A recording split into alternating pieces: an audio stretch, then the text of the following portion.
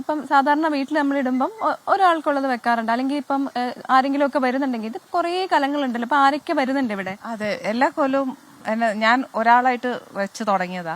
പക്ഷെ എല്ലാരും വരും. ലളിത ചേച്ചി എന്റെ ചേച്ചിയായിട്ടാ. അപ്പൊ ചേച്ചിയൊക്കെ എല്ലാ കൊല്ലവും ഇവിടെ വന്ന് എന്റെ കൂടെ വന്ന് ചേർന്ന് ഒരുമിച്ചിടുമ്പോ ഒരു സന്തോഷം.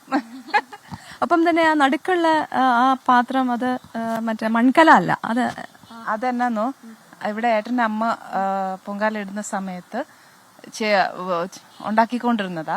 പിന്നെ ഞാൻ ആദ്യമായിട്ട് ഇട്ടപ്പോഴത്തേക്ക് കലം ഇടാൻ തുടങ്ങി.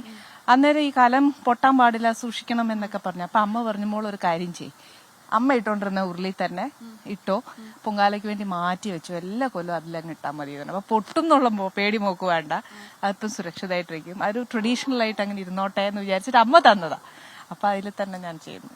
പൊങ്കാല എന്ന് പറയുന്നത് ഒരു ഒത്തുചേരലിന്റെ കൂടി സമയമാണല്ലോ. അപ്പം ഇവിടേക്ക് ഇപ്പൊ ഈ വരുന്ന ആളുകളൊക്കെ സുഹൃത്തുക്കളൊക്കെ തന്നെയായിരിക്കും. അതെ, അറിഞ്ഞും കേട്ടും വരുന്നവരുണ്ട്. ഇപ്പൊ എറണാകുളത്ത് നിന്ന് വന്നവരുണ്ട്. അപ്പൊ ഇതെല്ലാരും ഈ പറഞ്ഞ പോലെ എനിക്ക് ദിവസം ദൈവം അമ്മയുടെ അനുഗ്രഹം കൊണ്ട് എന്റെ വീട്ടില് വർഷം തോറും ഒരടുപ്പ് കൂടിയാലേ ഉള്ളൂ. അത് ശരിക്കും അമ്മയുടെ അനുഗ്രഹമാണ്.